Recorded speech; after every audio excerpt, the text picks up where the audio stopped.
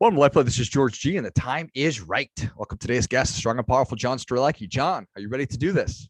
I'm ready. Let's go. Let's go. John is your writer, traveler, a ponderer. He is the author of the many time best-selling #1 book, The Cafe on the Edge of the World. And he's the author of the Big Five for Life series of books as well. John, excited to have you on. Tell us a little bit about your personal life, some more about your work, and why you do what you do. Yeah, thanks, George. First of all, great to be here. Great chance to talk to you offline and now online. And I'll be very brief about myself because I'd love to talk about what you feel is going to be most relevant for you and your listening audience. I have a very strange background. I'll give you just a couple of the highlights. I, as a kid, looked at life and was like, seriously, this is the way it works. Like you grow up, you go to school until you can't stand it. Then you get a job that you can't stand. And then you work until you're 65. And then you finally get to retire. And even as a little kid, I was like, this seems absolutely insane to me. So I clearly did not fit the mold of everyday society. Didn't really know what I wanted to be. So I decided that after watching Top Gun, I should go be a pilot. Little tip for everybody out there: do not make your career choices based off of individual movies, especially Hollywood blockbusters.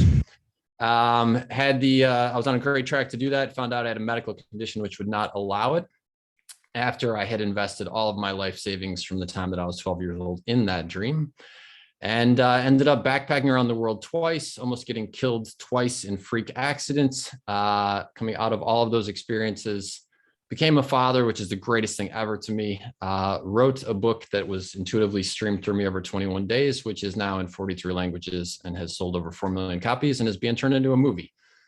There's the 30-second version. I love it. So we were joking about growing up in cold weather climates and then going on vacation, and you're at the beach and you're like, wait a minute, looks like there's people that live here. Why are we not doing that? And then you sort of look around and you're like, wait a minute. And you said it so beautifully, we're in school till we hate it, and then we hate jobs, and we wait for as long as until 65, until we have the life that we want. And I feel like a lot of us are just carried along by that current. It's just kind of what we do. And maybe it's a function of we just don't know that we can do something else. We don't know the right questions to ask. We don't ask those questions. What do you think about that? Yeah, I mean, I remember, like I said, seeing what seems to be the insanity in the system from a young age, but I thought I was the only person looking at it and thinking this seems kind of crazy. And so I was asking myself the question, which is, why am I here? Like, what is the point of this whole endeavor? I've been an athlete my whole life. And one of the first things that you learn when you take on a new sport is, okay, how do you play? Like, what are the rules? What's the parameters in which you operate? And how do you win? And what struck me even at a young age as odd is that there is no manual for life like that, or nothing that was presented to me, at least. And that's maybe the way the whole system works. You at some point have to discover the insanity to ask yourself the questions, to then try and figure out, like, what are the parameters in which I'm going to set for my life? What are the rules of the game? And how do I win individually? Because the answer might be totally different for you or me. Interestingly, because we were talking offline about this, both of us discovered, you know what, where you're born doesn't have to be where you stay. And so since you're going to spend your 28,900 days somewhere, might as well make the decision to go to a place that makes you at least comfortable every day. You mentioned two or several life-threatening accidents that you have, and you have this genetic condition or physiological condition which didn't allow you to become a pilot. Does sometimes it take some kind of an experience like that to wake people up to start asking those questions? Yeah, unfortunately. I mean, mine happens when I had the dream of being a pilot when I was about 17, like I said, but I'd been saving my money for college because we didn't have the means to pursue that for a long time, since I was 12. And so I'd invested all my life savings in that dream, that it was gone. Looking back through the rearview mirror, I see that had I have become the pilot that I thought I wanted to become, I wouldn't have become the writer that I am. And I'm much better serving my purpose by being the writer that I am. So I think one of the takeaways is the ability to ask the question, I wonder why this is happening. And in the midst of lousy situations, that's not necessarily so easy to do. In my younger days, especially in that moment when I found out I couldn't fly anymore, it was more like, this is bullshit. Like, why is this happening to me? It's unfair. I worked super hard. It's not something that I picked. I didn't screw up. But that really gets me nowhere. And so a much better question is, you can use the same words, but reframe it in the way that you say it. So from a place of curiosity, I wonder why this is happening. And when you look in the rearview mirror, sometimes you see it's actually guiding you to a path that is more in alignment with who you truly are. But maybe you didn't have the life experience to know that at the time. And that was certainly the case with me. The two other accidents, I was on my path already, but man, oh man, you get very close to death. And it's a really good reminder of the preciousness of life and how each day, each minute is either going to be used as like a throwaway, or it's going to be something cool, something special. Yeah, 28,900 days.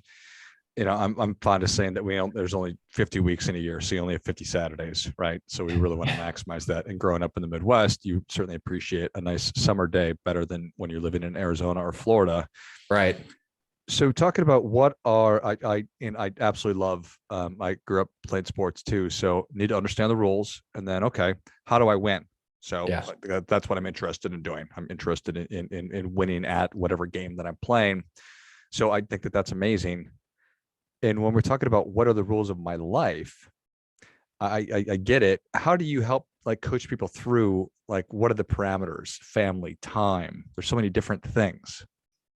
Yeah. So I've been an entrepreneur since I was a kid. I think one of the first things that comes to mind when you ask that question is knowing your numbers. And so if you say, what are the numbers? How do I win the game of life for me individually? And you look at that and you say, well, I would like to be at 17 Little League games this summer. That's one of the key numbers for you. If you say, I want to take my family on a 10-day vacation twice a year, that's another key number for you. And what is interesting to me is that there's very little training for this also in terms of life. Like I went through all of my university experiences, got an MBA from a top school. Nobody ever really asked me what numbers would make you say, this was a great year. They talk a lot about the financials and that's all great, but it's like, what are you going to do with that money that creates a special, memorable moment in your life? And what I've discovered along the way is that if you allow yourself to map out these things, and then you work backwards and you say, well, what kind of income do I need to earn to create that reality? It just changes the game. It shifts the mindset. It shifts the way you approach life. And I don't know exactly the way it works, George, but in terms of the game overall, there seems to be a cosmic algorithm running through these things. And I'll give you a very simple example of this that I've noticed in myself. If I sit at my desk all day and I wish that I was spending more time at my kid's Little League game, but I'm sitting at my desk for 12 hours a day. In the same way that if I get on Google and I type in purple cows with pink polka dots 1,000 times, that at some point the algorithm is going to start giving me pictures, stories, news briefings about purple cows with pink polka dots. It appears to me as I survey life that there is something equivalent going on, and that if I sit at my desk 10 to 12 hours a day and I think to myself, oh, I wish I was at my kid's Little League game, but the universe is watching me sit at my desk 10 to 12 hours a day, it says, well, I don't know why he's doing that, because look, his back hurts and wants to be at his kid's Little League game, but he's dedicated to that desk thing. So, since he's a creature of free will, I'll give him more of that. And it just seems to me that as part of the algorithm of the game, our actions end up creating the reality of opportunities that we really want. And so if we're not demonstrating what we want through our actions, it just doesn't seem to happen. To the contrary, when you draw the line in the sands, and this is about knowing your numbers, it's amazing how the things seem to happen in alignment with that. I can't explain exactly the way it works, but I've noticed the trend so many times. I'm convinced it's there. What a wonderful way to think about that. Certainly we're all aware of the algorithm, and when we start searching for things, the algorithm gives us more of that thing. So why wouldn't it be the exact same for our actual lives? And I mean, have you noticed that in yourself? For you sure. got any example? Okay. Like I'd love to hear an example, so I'm not the only one thinking I'm crazy with this stuff. But it's that life rewards action, not just intention, right? It's like I need to have good intentions, but that's the path to hell is laid with good intentions. You actually need to, actually get to work and start moving it. And when you're doing that, you're demonstrating and showing whatever the universe or how people want to think about it, God. And then you're rewarded with more. Yeah, I'm happy to hear you say that, because I firmly see it around me. I see it in my own life. I see it in the actions of others. And that's powerful to know that there is something helping create this with us. That it's because I grew up in an era where it was sort of like the John Wayne or Dick Butkus of football, where it's like you just push harder. And don't get me wrong, action and effort is what creates results, whether you're writing a book or whether you're building a business. What I've learned is that it's not just about trying to break through the wall 1,000 times harder doing the exact same thing, that there's actually a flow to this game if you allow yourself to tap into it and figure it out. And I think the algorithm is a piece of that. That's for sure. That's been the hardest thing for me, is to understand you need to let things come to you. I would hear that forever. I'm like, I don't even know what that means. Give me a hammer. I'm going to go smash that thing. I'm going to run through the wall. Nothing will stop me. I'll let Dick Butkus, John Wayne, whatever. Yeah. And it's probably just been the last couple of years, probably through the podcast, honestly, and having great conversations with people like you, that like, okay, well, John's a smart guy. He's had all these wonderful experiences and a ton of success. Why wouldn't I, look into this a little deeper? Yeah. Well, it's funny that that exact feeling that you're describing. I remember sitting in an audience watching a guy on stage, and he was talking about the way in which you think your thoughts and the beliefs that are building upon those thoughts, or, driving those thoughts, and the word choices that you use impact your reality. And I was at a lower point in my life, and I remember sitting there thinking, oh, that's such a bunch of bullshit. Like, easy for you to say, Mr. Best-selling author. And I didn't have the cognitive awareness that you just described that you have, of saying, well, wait a minute, maybe the reason he actually is successful is because he's implementing these things. And I had to get out of my own way and get past this. I'm going to beat through the rock 1,000 times to at least try some things that seemed way outside of my comfort zone. And then, hey, if it works, great. And I'll give you a super small, super easy example of that. I used to be, this was all the time when I'd be driving, I'd get to a stoplight, and find myself drifting back to a moment from my past, either in business or some other aspect of life that didn't go well. And I would be replaying the conversation, but I would be perfecting my side of the conversation. And finally, one day I was in my truck and I noticed this, and I was like, this is like the greatest waste of time ever. Because the only way I'm going to go back 20 years and have that conversation again, but do it so much better this time, is if I invent a time machine. And if I do that, I freaking am not going to use it to go back to that moment. Like, I'm going to go see something uber cool. And so I was thinking to myself, well, what would be a better use of my time?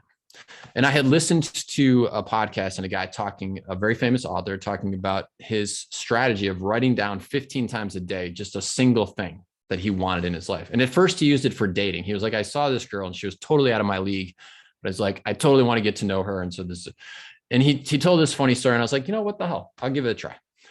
And so as I'm sitting in my truck, I was like, I'm going to come up with something that I want my life to be, and I'm just going to repeat it while I'm sitting in my downtime. And I got to tell you, George, I was about 4 repeats in, and my brain was off in la la land drifting. So it took me about 90 days before I literally would pull up to a stoplight and I would default to this thing.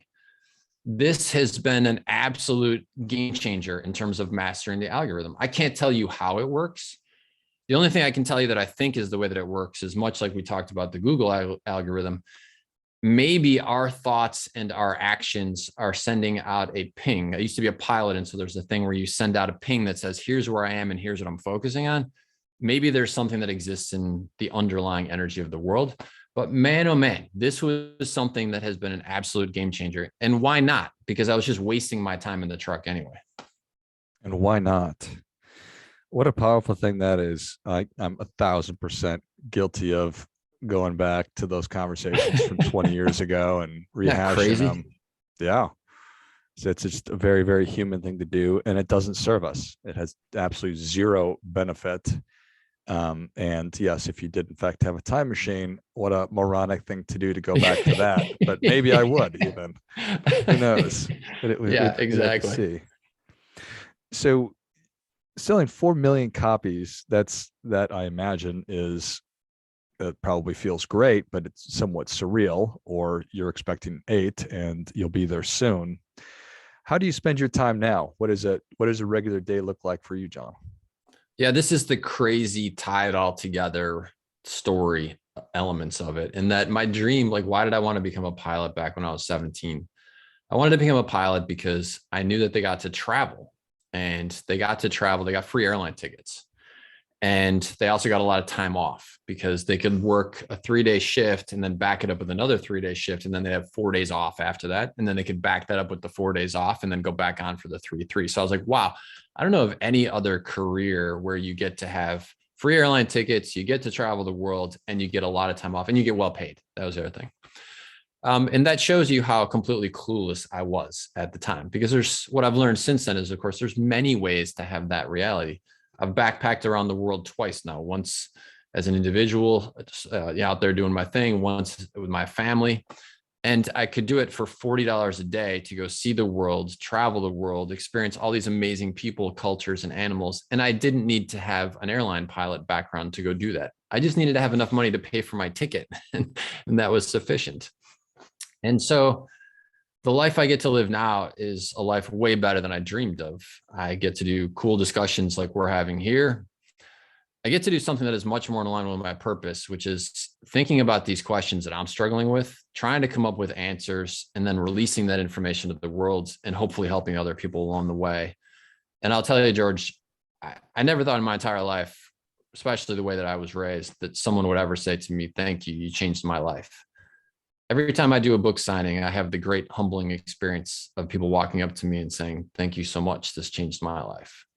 And sometimes those stories are so powerful that I can't even tell you the degree that it humbles me. I had a 17-year-old kid write me a letter. I'd signed a copy of a book.